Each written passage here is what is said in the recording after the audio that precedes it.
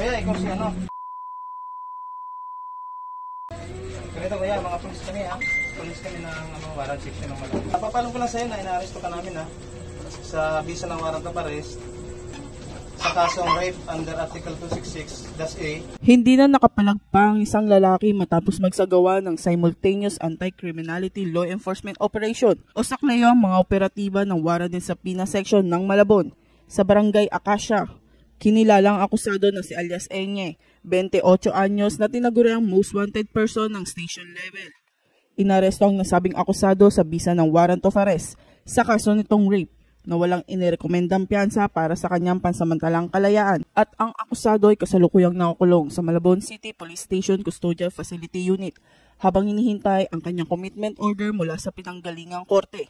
Samantala, patuloy ang Northern Police District sa paghahanap sa mga individual na nagtatago sa batas upang panagutin sa kanilang pagkakasala at para maibigay ang hustisya sa kanilang mga nabiktima.